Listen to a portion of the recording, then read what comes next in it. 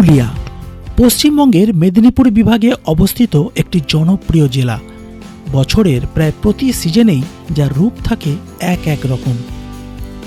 প্রকৃতি তার আপন খেয়ালে জঙ্গল, পাহাড়, ঝর্ণায় মায়াবী করে সাজিয়ে তুলেছে এই পুরুলিয়াকে। শহরের কোলাহল থেকে অনেক দূরে কয়েকদিনের জন্য হারিয়ে যেতে চাইলে শিমুল পলাশে ভরা এই জেলার কোনো বিকল্প নেই। এই পুরুলিয়াকে সাধারণত দুটি সার্কিটে ভাগ করা হয়, এক হলো গড় সার্কিট আর এক হলো অযোধ্যা সার্কিট। তবে যদি আপনি প্রকৃতির সৌন্দর্যকে একেবারে কাছ থেকে উপভোগ করতে চান, তাহলে 1 বা 2 দিনের ছুটিতে আদর্শ জায়গা হতেই পারে পুরুলিয়ার এই জনপ্রিয় অযোধ্যা পাহাড়, যেখানে রয়েছে শাল, শিরীষ, মহুয়া, সেগুনে ছাওয়া এক অসাধারণ সবুজ অরণ্যভূমি, আর রয়েছে ছোট বড় পাহাড়ি ঝর্ণা দিয়ে সাজানো এক মনোরম পাহাড়ি পরিবেশ। আমার আজকের এই পর্বে থাকছে স্বল্প বাজেটে 1 রাত্রি 2 দিনে কিভাবে আপনি এই সম্পূর্ণ অযোধ্যা সার্কিট ঘুরে দেখবেন, কিভাবে যাবেন, কোথায় থাকবেন, কি দেখবেন, কত টাকা খরচ হবে, তার সম্পূর্ণ ডিটেলস ভিডিও। যেহেতু অযোধ্যা সাইটে রয়েছে বেশ অনেকগুলি ভিউ পয়েন্ট, সে কারণে এই অযোধ্যা ভ্রমণ ভিডিওটি 2টি পর্বে ভাগ করা হয়েছে। আর এই 2টি পর্বেই থাকছে দুর্দান্ত ফাটাফাটি অনেকগুলি সাইট সিন। তাহলে চলুন প্রথম থেকে শুরু করা যাক। Welcome to Purulia.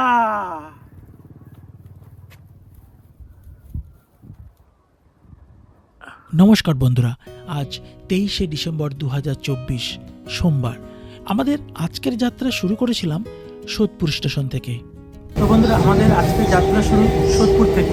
সোদপুর থেকে আমরা ট্রেন ধরে নিলাম। এখান থেকে ট্রেনে করে প্রথমে যাব শিয়ালদা, ওখান থেকে বাসে করে যাব হাওড়া। তো হাওড়ায় আমাদের ট্রেন বুকিং রয়েছে, বাকি কথা হাওড়ায় গিয়ে তোমাদের সাথে হচ্ছে। পৌঁছালাম শিয়ালদা স্টেশনে। এখান থেকে আমরা বাসে করে যাব হাওড়া, এবং হাওড়ায় গিয়ে তোমাদের সাথে কথা হচ্ছে। এখন বাজে 9:50, ঘড়িতে সময় এখন 9:50, আর আমরা পৌঁছালাম শিয়ালদা স্টেশনে। এখান থেকে বাসে করে চলে যাব হাওড়া। আমরা বাসে উঠে পড়লাম, বাসে করে এখন যাব হাওড়া।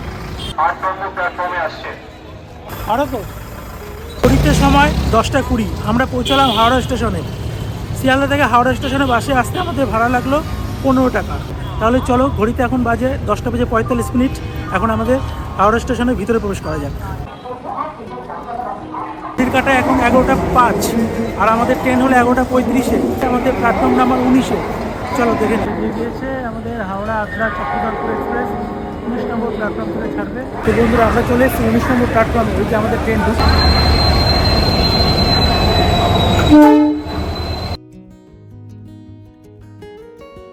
ভিড়টা দেখো, জেনারেলের কম্পার্টমেন্টে ওঠার জন্য ভিড়টা দেখো।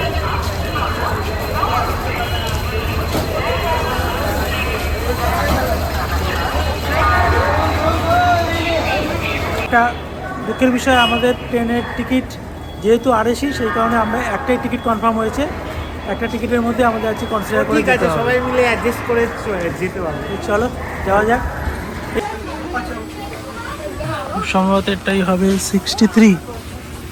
এটা বন্ধুরা, ঘড়িতে এখন 11:40, আমাদের ট্রেন ছাড়লো হাওড়া স্টেশন থেকে।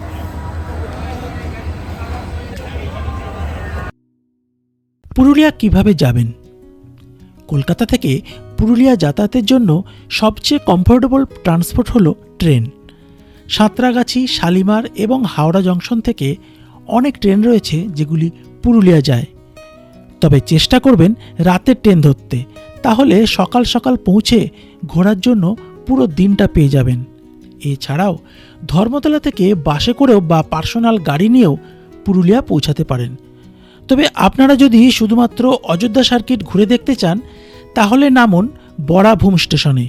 এখান থেকে অযোধ্যা হিলটপ অনেকটা কাছে পড়বে। আর যদি পুরুলিয়া থেকে আসেন, তাহলে স্টেশন থেকে 20 টাকার বিনিময়ে টোটো ধরে চলে আসুন পুরুলিয়া বাস স্ট্যান্ড। ওখান থেকে অযোধ্যা যাবার বাস করে নিন, ভাড়া পড়বে 50 টাকা। তবে আমরা বরাভূম স্টেশন থেকেই অযোধ্যা পাহাড় ভ্রমণ করেছিলাম, তাতে আমাদের খরচও অনেকটা কম পড়েছিল। এখন সময় 12:20। আমরা এখন রাতে ডিনার করে নিয়েছি। বিরিয়ানি, দাদা বৌদির বিরিয়ানি। এই যে দাদা বৌদির বিরিয়ানি আমরা খুলছি।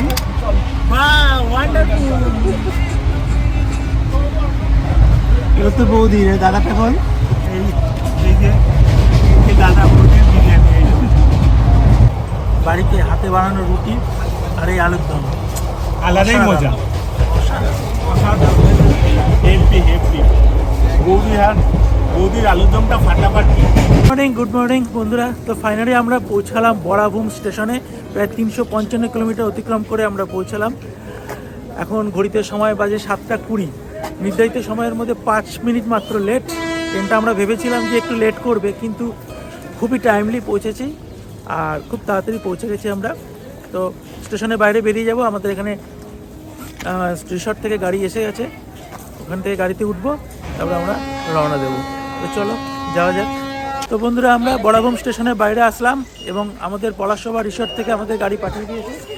এই আমাদের গাড়ি, এই গাড়িতে করে আমরা আজকে যাব। চলো যাওয়া যাক। স্টেশন পৌঁছে রিসর্ট থেকে পাঠানো গাড়িতে করে আমরা এগিয়ে চললাম। রিসর্টের দিকে রওনা দিয়েছি। আমাদের কতক্ষণ লাগবে দাদা? মোটামুটি 20 মিনিট লাগবে। মোটামুটি ওই 20 থেকে 30 মিনিটের মতো সময় লাগবে।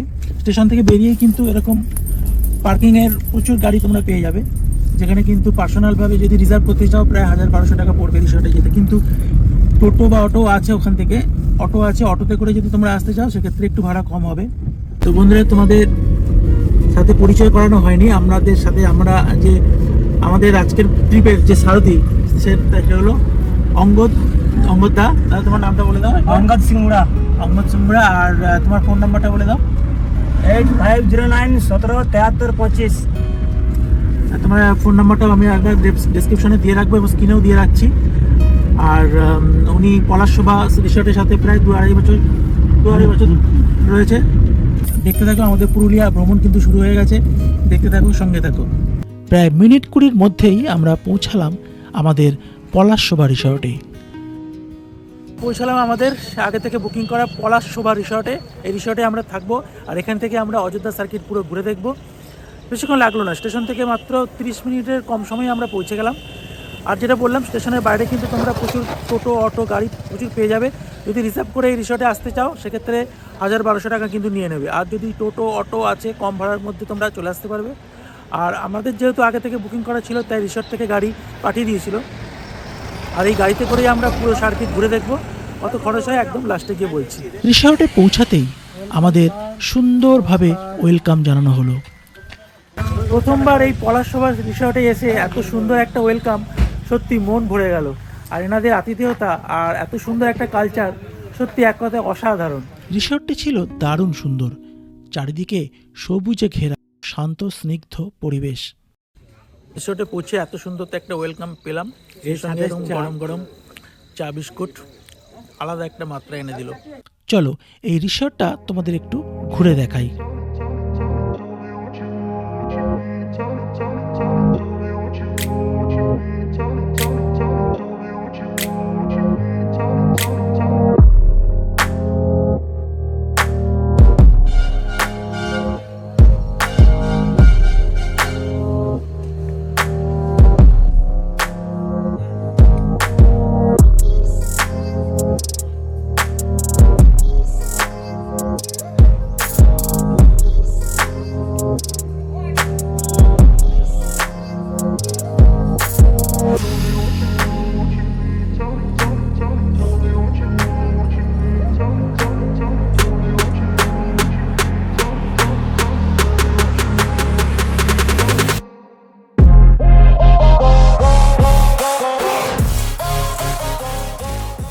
ব্রেকফাস্ট দিয়ে দিয়েছে। ব্রেকফাস্টে বলে দিচ্ছে তোমাদের কী কী আছে। লুচি, ছোলার ডাল, ডিম সিদ্ধ, আমেত্তি। ঝটপট এবার খেয়ে নিই। আমাদের আবার বেরাতে লাগবে, আজকে অনেক সাইট সিন করবো আজকে। আজকে ম্যাক্সিমাম সাইট সিনটা আজকে কভার করবো। আমরা আজকে যে বিল্ডিংটা থাকছি সেই বিল্ডিংটা একটু রিভিউ তোমাদের দেখিয়ে দিই। আচ্ছা, আমাদের রুমটা তোমাদের দেখিয়ে দিই। এই একটা পর্দা রয়েছে,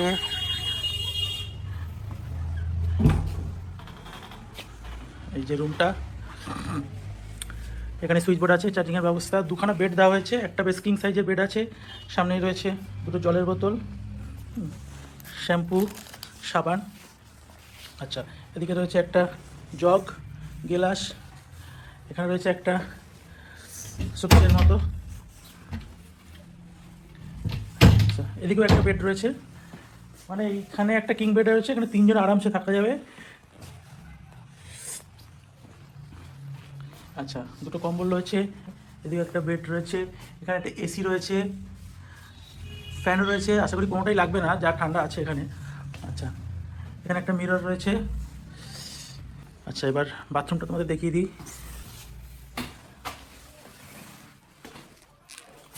ওয়েস্টার্ন কোমোড। আচ্ছা, এটা শাওয়ার, কল, ওয়াল বেসিন, সোপ, এখানে একটা মিরর রয়েছে। সবচেয়ে বেশ ভালো যেটা দেখলাম সেটা হলো একটা গিজারের ব্যবস্থা রয়েছে। মোটের উপর বেশ ছিমছাম, পরিষ্কার, ভালোই। আমরা ব্রেকফাস্ট করে আবার ফ্রেশ হয়ে রেডি হয়ে বেরিয়ে পড়লাম। আজকে অযোধ্যা সার্কিটটা পুরোটা ঘুরে দেখবো, ম্যাক্সিমামটা আজকেই কভার করব। তো ফ্রেন্ডস, আমরা বেরিয়ে পড়লাম। আমাদের আজকের ফার্স্ট ডেস্টিনেশন হলো লহরিয়া ড্যাম, লহরিয়া লেক এবং লহরিয়া শিব মন্দির। সকাল সকাল ব্রেকফাস্ট ছেড়ে শীতের সকালের মিঠে রোদ গায়ে মেখে আমরা বেরিয়ে পড়লাম আমাদের আজকের পুরুলিয়া অযোধ্যা সার্কিট ভ্রমণ করতে। আমরা এই মুহূর্তে আছি লহরিয়া শিব মন্দিরের সামনে। আমাদের আজকের প্রথম গন্তব্য হলো প্রায় 150 বছর পুরনো এবং খুব জাগ্রত লহরিয়া শিব মন্দির, যা বাঘমুন্ডি শহর থেকে 4 কিলোমিটার দূরে প্রকৃতির কোলের সযত্নে লালিত। ভক্তপ্রাণ মানুষেরা সারা বছর এখানে পুজো দিতে আসেন। শ্রাবণ মাসে সারা মাস জুড়ে চলে শ্রাবণী মেলা। শিবরাত্রি ও চৈত্র সংক্রান্তিতে খুব বড় মেলাও বসে। সারা বছরই এখানে নানান ধর্মীয় অনুষ্ঠান লেগেই থাকে। মন্দির চত্বর খুবই পরিষ্কার। গাছগাছালির মাঝে শান্তির খোঁজে আপনিও ঘুরে যেতে পারেন এই লহরিয়া শিব মন্দির। এই হলো সেই বন্ধুরা লহরিয়া শিব মন্দির। এখান থেকে আমি দেখতে পাচ্ছি লোয়ার ড্যামটা আমরা দেখাচ্ছি, যতদূর দেখা যায়। এই যে এখান থেকে দেখা যাচ্ছে ওইটা হলো লোয়ার ড্যাম, ওর উপরে আছে আপার ড্যাম। চলো ওখানটাও আমরা যাব। এখন আমরা এই মুহূর্তে আছি লোয়ার ড্যাম। ড্যামটা তোমাদের সামনে থেকে দেখাই। Lahariya lower dam. হাঁটতে হাঁটতে চলে আসুন বামনির ডুংরির পাদদেশে। পাশেই দেখতে পাবেন লোয়ার ড্যামের মস্ত পাড়।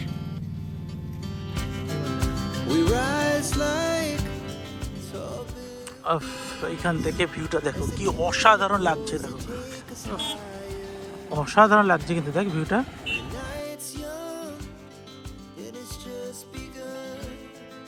এটা হলো লোয়ার ড্যাম।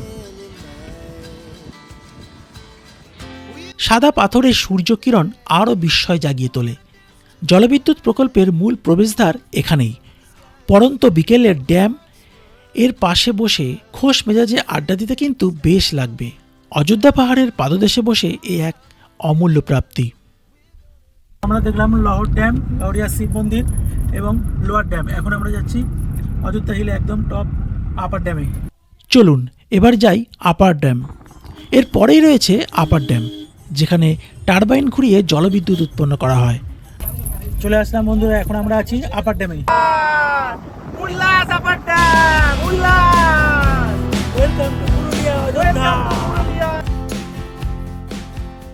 পর্যটকদের অন্যতম আকর্ষণ এই আপার ড্যাম। একদিকে পাহাড়ের সৌন্দর্য, অপরদিকে বিপুল জলরাশি। অসাধারণ এক সৌন্দর্য এখানে আপনারা উপভোগ করতে পারবেন।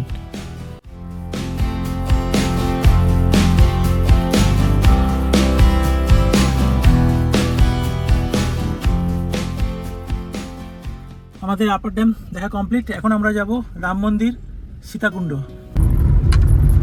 আচ্ছা তাপু, তোর কেমন লাগছে? আমার তো অসাধারণ। আমার এখানে এই চূড়ার মধ্যেই আমার বাড়ি থাকলে আমার তো অসাধারণ লাগে। পাহাড় সব সময় আমার যেন টানে একটা, মানে নর্থ বেঙ্গল, পুরুলিয়া আলাদা একটা আকর্ষণ আছে, আলাদা একটা আকর্ষণ। এই কারণে মানে আকর্ষণ মানে মা ছেলের সঙ্গে একটা যেমন আলাদা একটা মানে নারীর টান আছে, সেরকম আমাদের সঙ্গে পাহাড়ের একটা নারীর টান আছে। এই সাদৃশ্যটা কিন্তু সুন্দরভাবে দিই, মানে মা ছেলের যে আকর্ষণ, যে টান, যে সম্পর্ক, পাহাড়ের সাথে আমাদের কিন্তু সেই সম্পর্কটাই সবসময় আছে। আর এই কারণে প্রতি বছরই আমরা যখনই সময় পাই পাহাড়ে চলে আসি। এখন আমরা আছি অযোধ্যা পাহাড়ে, আবার মার্চে আমরা চলে যাবো নর্থ বেঙ্গল। এছাড়া আমাদের আরো দুটো স্বপ্ন আছে। স্বপ্ন আছে, ড্রিম। হ্যাঁ, এটা হলো আমাদের প্রথম হলো মহাদেবের কাছে যাওয়ার ইচ্ছা আছে, কেদারনাথ। কেদারনাথ, আর আরো আছে লেহ লেহ লাদাখ। লাদাখ। যদি ভগবান চায় তো আমরা সেটাও করতে নিশ্চয়ই পারবো। চাইবে ভগবান। শিবের কাছে কেদারনাথ যখন যেতে পারবো, লেহ লাদাখও ঘুরে আসবো। কাশ্মীর যখন আমরা কোন 2014-তে ঘুরে এসেছি, লেহ লাদাখ পারবো না? তোমরাই বলো, নিশ্চয়ই পারবো। আশা করি সেই স্বপ্ন আমাদের পূরণ হবে। আর সেই তোমাদেরকে স্বপ্ন নিয়ে- তোমরাই পূরণ করবে আমাদের। তোমাদেরকে নিয়েই যাবো, তোমাদেরকে নিয়ে ঘুরবো, ঘুরবো। তোমরা আমাদের সাথে সাথে তোমাদেরকে সব থাকবে। দেখাবো। তোমরা আমাদের দুটো চোখ হচ্ছে তোমরাই, আমাদের দুটো প্রাণ হচ্ছে তোমরাই।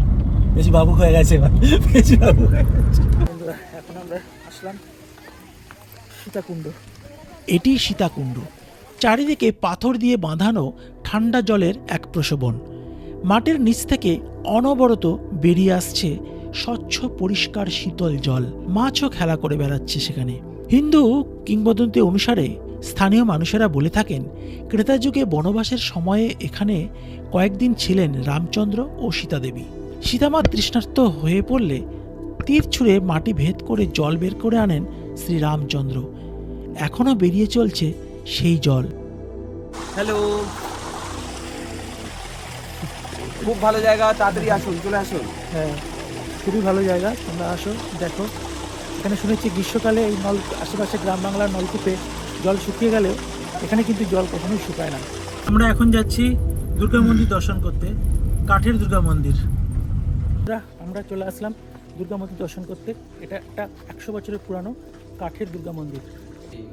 কত বছরের পুরানো এটা? 1979-তে মন্দির প্রতিষ্ঠা হয়েছে। সেই থেকে মায়ের হাতে দ্বীপটা কন্টিনিউ 45 বছর ধরে চলছে।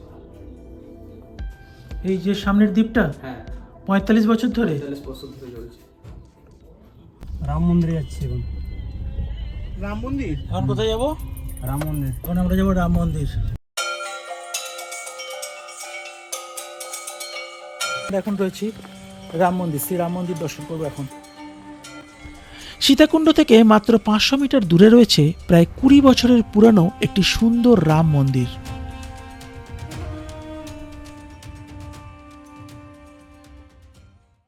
আমাদের পরবর্তী গন্তব্য মুরগুমা সুইসাইড ভিউ পয়েন্ট। শাল, সেগুন ও মহুলের জঙ্গলের মাঝ দিয়ে আদিবাসী গ্রামের মধ্য দিয়ে আমরা এগোতে থাকলাম।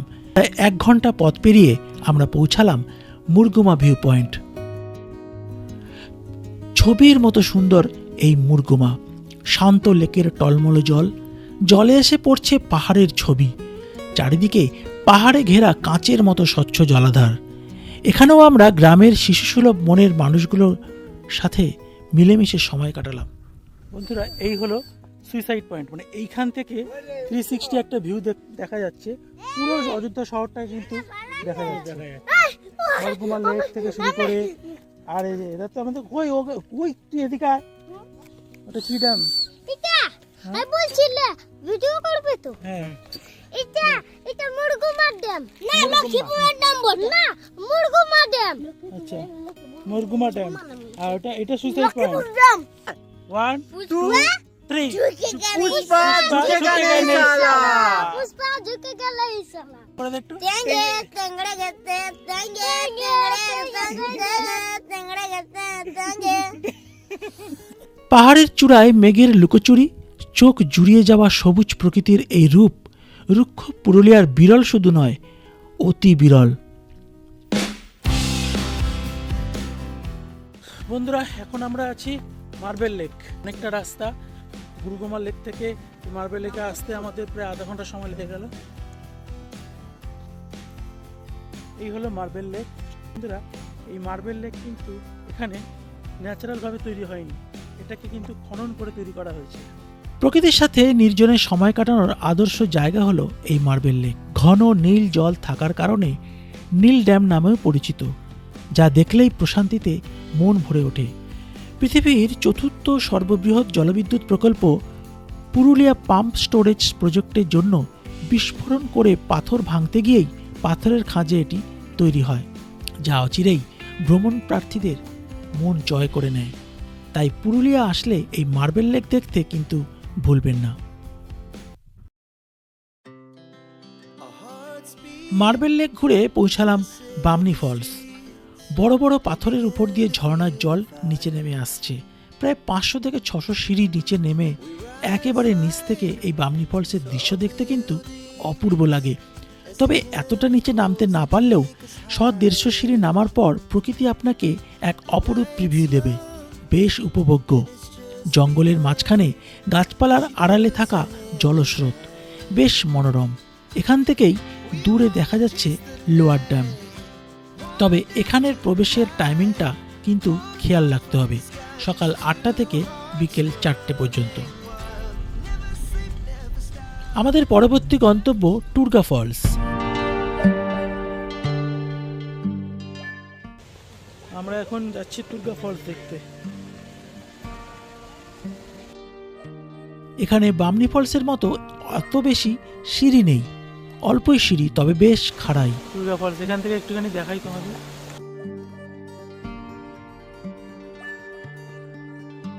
পাথর কেটে বানানো, তাই খুব সাবধানে নিচে নেমে উপভোগ করতে পারলাম পাহাড়ি ঝর্ণার সেই অপরূপ শোভা।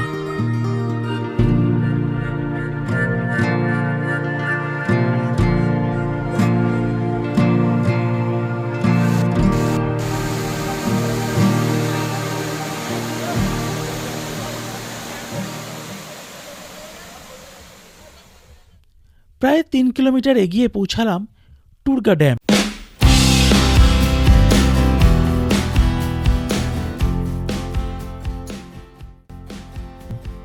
দেখে নেব আমাদের আজকের শেষ গন্তব্য টুরগা ড্যাম।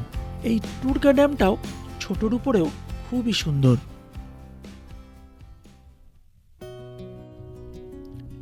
এরপর রিসর্টে ফিরে লাঞ্চ করতে সময় হয়ে গেল প্রায় বিকেল 5টা। বন্ধুরা, ঘড়িতে এখন বাজে 5:15, আর আমরা এখন লাঞ্চে বসছি। আজকে সারাদিনটা শুধু সাইট সিন করতেই আমাদের কেটে গেছে, তাও একটা কভার করতে পারিনি।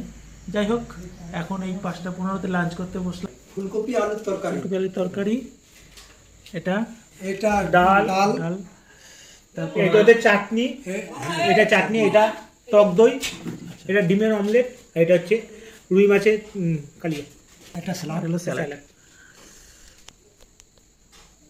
লাঞ্চটা করে নিই অল্প করে, আবার ডিনারের টাইম হয়ে যাবে লাঞ্চ করতে না। অল্প করে লাঞ্চ সেরে রুমে গিয়ে কিছুটা রেস্ট। আবারও 6টায় দিয়ে গেল চা, বিস্কুট ও চাউমিন। এরপর 8টায় রিসর্টের সবুজে ঘেরা পার্কের মাঝে ঠান্ডায় আগুন জ্বালিয়ে বারবিকিউ চিকেন খাবার অনুভূতি। অযোধ্যা পাহাড়ে এসে এই ঠান্ডায় এরকম অনুভূতি কিন্তু না নিলে কিছু যেন অসম্পূর্ণ থেকে যায়। তবে এর জন্য আপনাকে এক্সট্রা পে করতে হবে। 500 গ্রাম চিকেনের জন্য নেবে 300 টাকা এবং 1 কেজির জন্য 700 টাকা। আর আমাদের হোটেলের রুম ভাড়া নিয়েছিল ফুডিং ও লজিং নিয়ে পার হেড 1450 টাকা। আমাদের তো রিসর্টটা দারুণ লেগেছিল। প্রথমবার এই পলাশসভা রিসর্টের অভিজ্ঞতা আমার কাছে এক কথায় অসাধারণ। রাতে ডিনার করলাম রুটি, চিকেন আর মিষ্টি দিয়ে। এবার তাড়াতাড়ি করে আজকের মতো ঘুমিয়ে পড়লাম, আগামীকাল সকালেই বেরিয়ে পড়তে হবে। বন্ধুরা, আজকের এই পর্বে আমি তোমাদের কলকাতা থেকে অযোধ্যা পাহাড়ে আসা, রিসর্টে থাকা এবং আজকের টোটাল 10টি জায়গা ঘুরে দেখালাম। আমাদের আজকের সাইট সিনের খরচ পড়েছিল 2500 টাকা 4 সিটার গাড়িতে। আজকের মতো এখানেই শেষ করলাম। দেখা হচ্ছে কাল অযোধ্যা ভ্রমণের দ্বিতীয় পর্বে। থাকছে আরও বেশ কিছু দুর্দান্ত সাইট সিন। আজকের ভিডিও কেমন লাগলো অবশ্যই কমেন্টস করে জানিও। দেখা হবে কাল দ্বিতীয় পর্বে।